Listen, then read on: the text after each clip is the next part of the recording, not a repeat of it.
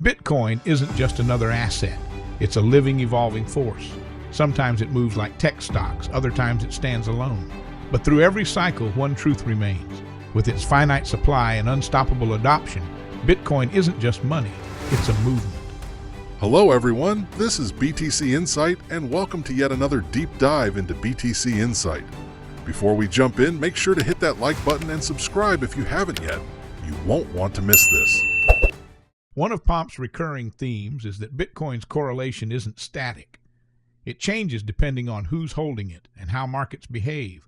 At times, Bitcoin looks like a tech stock. If Nvidia, Meta, or other high-growth equities are rallying, Bitcoin often rallies too. This correlation is especially visible when global markets are in risk-on mode, where investors are piling into volatile but high-reward assets. But there are also long stretches when Bitcoin is almost completely uncorrelated. Pomp points out that in some periods, Bitcoin's correlation with stocks was as low as 0.15, basically close to zero. That non-correlation is extremely attractive to portfolio managers seeking diversification and a higher Sharpe ratio. Two different things there. So like Bitcoin's correlation to other financial assets and then Bitcoin's correlation to the M2 money supply. So Bitcoin's correlation to other assets, depending on what the asset is, sometimes it has high correlation. There are times where Bitcoin has a much higher correlation than normal to, let's say, tech stocks, right? If Nvidia is going up and Facebook's going up, then Bitcoin's going up, right? And vice versa. But there's also times where Bitcoin's actually very non-correlated. I mean, there was a very long period of time where Bitcoin's correlation to stocks was like 0.15. Right? So if you think of one being high correlation, -1 being negatively correlated. So if that goes up, this goes down. And 0 is basically non-correlated, right? So 0.15 is actually pretty close to non-correlated. Very attractive for people to put a non-correlated asset in their portfolio, especially when it comes with a high Sharpe ratio and all this stuff. So I think that depending on the market conditions, depending on the time, the correlations change depending on the asset. So at times, Bitcoin has been very correlated, at other times not. It is higher correlation today than it was 5 years ago. It makes sense, right? Think about it from kind of a just common sense approach. Okay, if I am an individual and it is 2015 and I'm a crazy person on the internet, frankly, that's what everyone was, I'm going to take as much money as I possibly can. I'm going to put it in Bitcoin. Bitcoin's the only thing. There's no correlation. I'm not like buying stocks and buying Bitcoin. I'm not selling stocks and buying Bitcoin, right? I just own Bitcoin. Like that's it. It was just crazy people. And I say that affectionately because like that was me, right? I didn't have any other assets to the most part. And so it was just like, there is no correlation because we all are just in Bitcoin. Now, fast forward, what do you see? Big financial organizations, hedge funds, et cetera. Now Bitcoin is becoming a part of their portfolio. So as Bitcoin becomes a part of the portfolio, now they do have other assets. So they begin to act, well, are we risk on or are we risk off? Are we allocating or are we divesting, right? Now there starts to be more correlation between the assets because the people holding Bitcoin has changed and they think in a more holistic portfolio construction manner. And so Bitcoin will naturally get put into that and start to be part of these similar types of trades or these similar types of positions. So I think that's important. Now you asked about global M2 supply, and I think this is very fascinating. Lynn Alden, Sam Callahan did a fantastic study, it's probably 2-3 years ago. Bitcoin is the most sensitive asset to global M2 expansion or contraction. So a lot of assets move. If global money supply is increasing, then these assets go up. If it's contracting, then these assets go down. Bitcoin just happens to be the most sensitive, which means that for every net unit of growth of global M2 money supply, Bitcoin will move the most for that growth, right? And so if you want to make a bet on global M2 money supply growing, then you would buy Bitcoin because it is the thing that will express that impact the most, right? So that makes sense.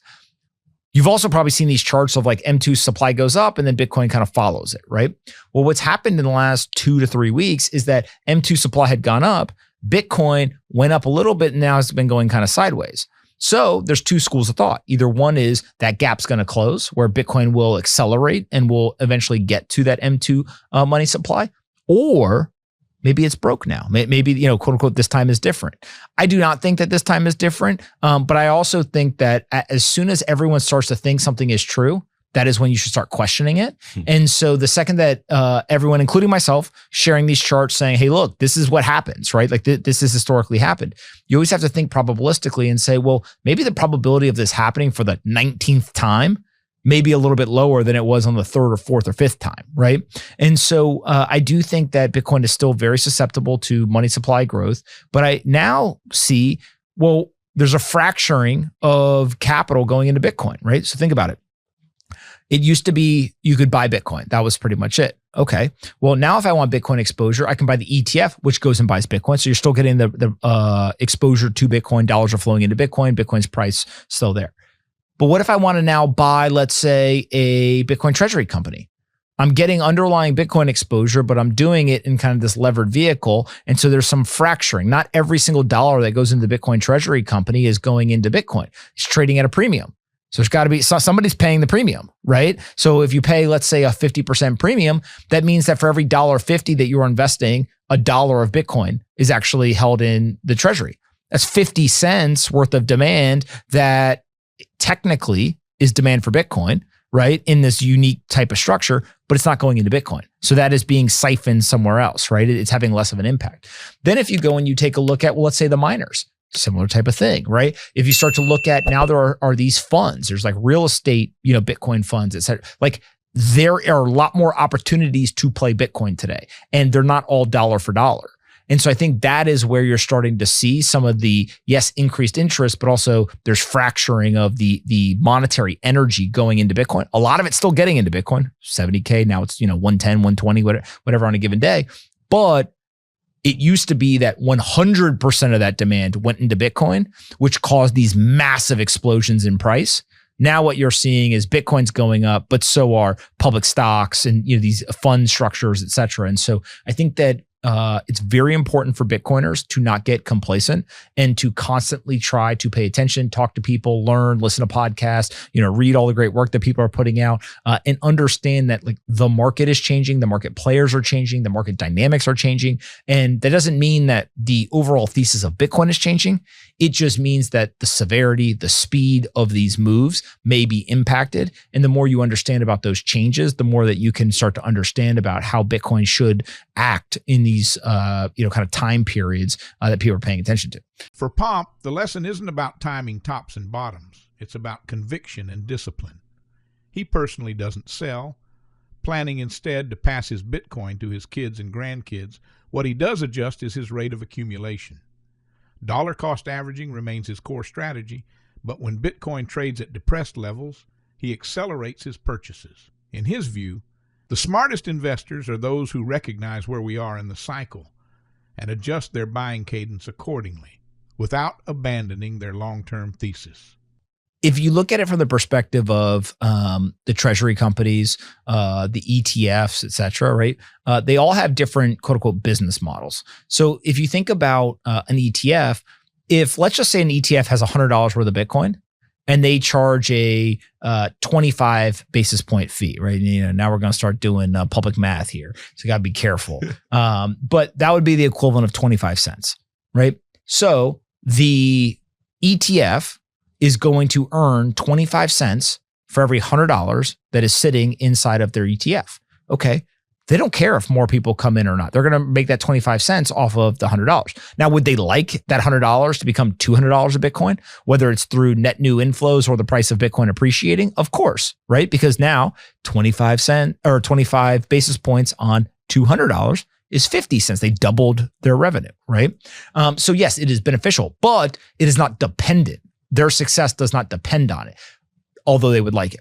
The Bitcoin treasury companies, they need to raise more capital to buy more Bitcoin, right? That's part of the whole thing. And they need to do it in an accretive manner. So they need the NAV premium to be high in terms of if your company trades at the amount of Bitcoin that you have in your balance sheet, it's not really a huge advantage to raising more capital to buy more Bitcoin, right? Yeah, Bitcoin can appreciate, there's, kind of some edge cases, but the whole value proposition here is if the company's equity trades at, let's say, 2 times the value of what's in on NAV. So if I have $100 of Bitcoin sitting on the balance sheet and my stock is trading at the equivalent of a $200 market cap, well, if I sell shares and I buy more Bitcoin, I'm selling something that's worth 2 times the value that's sitting on the balance sheet. And I'm using that additional capital to go buy more of that same thing on the balance sheet.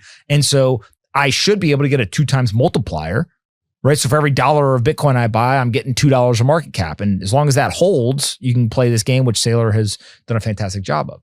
So I think that is a very different, kind of dependency. Again, not dependent on Bitcoin's price going up, but dependent on that premium being there. So you have to go vehicle by vehicle or strategy by strategy to understand what is it that each thing is reliant on or really needs for it to work.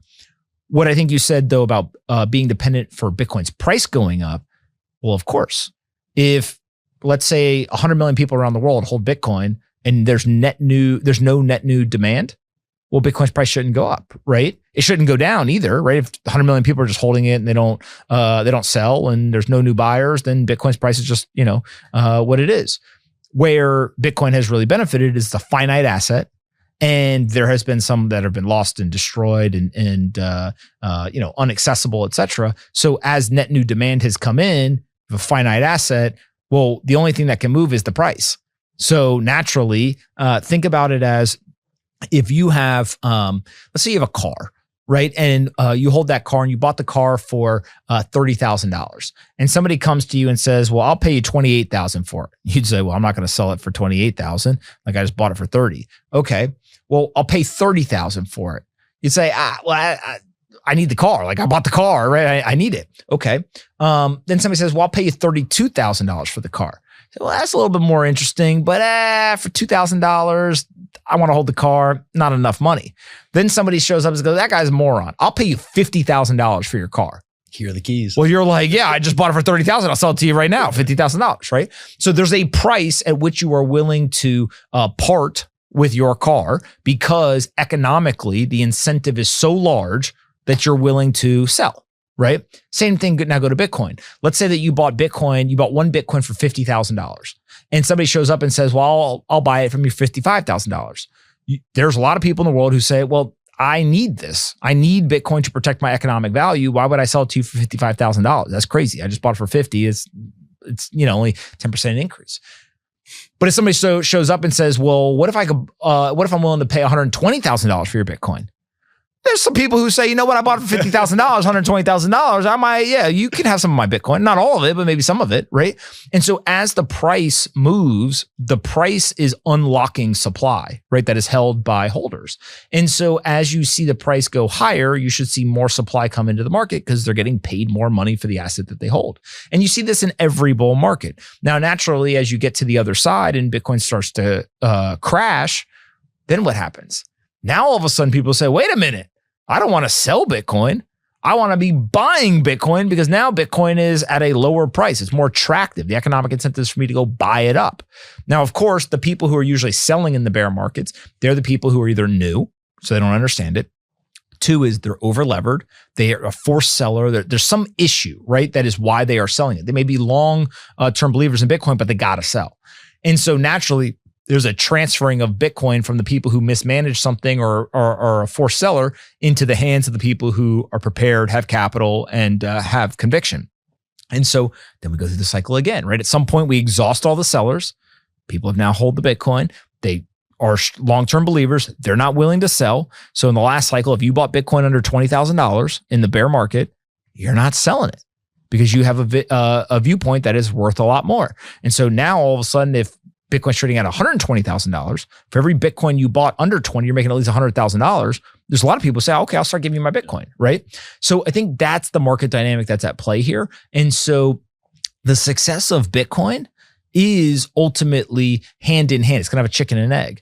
The more people that want Bitcoin, the more valuable it is from a perspective of price, right? Like the price goes up. But also as the price goes up, it serves as the marketing campaign for Bitcoin, right? Bitcoin has no CEO, no board of directors, no marketing budget, no marketing team. There's no corporation. There's no kind of centralized planning, et cetera. So, well, what happens when Bitcoin's price goes up? The media starts talking about it. You get text messages from your high school friends. Hey, man, what about that Bitcoin thing? Is it a good time to buy now, right? People start explaining it. I always know that it gets a little crazy whenever you see the Uber drivers. They got one of the apps up on their phone and they're checking their stocks or their crypto and say, okay, we're getting close to a top. If you see people who usually don't pay attention to finance start talking about it, younger people, a great signal a lot of times I found is moms. right? Because, moms, I think are, a lot of my friends' moms, they don't pay attention to finance on a day-to-day basis. They pay attention to what their kids are paying attention to. So if their kids start talking about it, then the moms start talking about it. And if all of a sudden you see the moms saying, yeah, that Bitcoin thing is working, or some moms, that Bitcoin thing, right? Like you get like the whole thing that they're looking at it and they kind of sort of know, but they really don't understand it. What you're really measuring is like how far has the media exposure, the price going up sends a ripple. Like you ever if you throw a rock into water, you know how there's like ripples of the water? Well, when price goes up, that's the rock hitting the water. And then what you're trying to measure is like, well, how many concentric circles out has this news hit? And if it has reached a lot of people who are on the edges of those concentric circles, that means the price had to go up a lot, right? You need a fatter rock to hit the water rather than a little pebble. And so when you start to understand some of these market dynamics, it doesn't give you a perfect like, hey, this is the top, this is the bottom, whatever, but you can just directionally understand kind of where you are in these cycles. And what I have found is it doesn't change my opinion on should I sell? I ain't selling, right? Unless I got like a tax bill or something, my plan is to take whatever Bitcoin exposure I have, give it to my kids, my grandkids, et cetera. So what it does do is it starts to influence the rate at which you buy, right? You may dollar cost average every week, every month, every day, whatever. And then at certain times, you may want to speed it up because you feel like Bitcoin is trading at a lower price. So that's kind of how I think about this idea of like Bitcoin going up and its impact on various parts of the market. First, Bitcoin isn't a static asset. It evolves as its holders evolve. Its correlation with other market shifts, but its long-term role as a scarce digital store of value remains intact. Second, its deep sensitivity to global money supply makes it a powerful hedge for anyone betting against fiat debasement. Third, while new vehicles like ETFs and corporate treasuries are changing the way capital flows into Bitcoin, the fundamental thesis hasn't changed. A finite supply, increasing demand, and strong holder conviction drive value over time.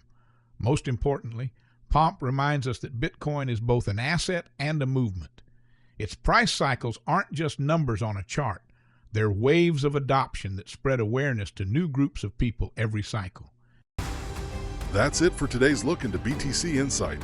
If you enjoyed this deep dive, hit that like button, drop your thoughts in the comments, and subscribe to stay on top of all the latest insights. Keep questioning, keep learning, and we'll catch you in the next one.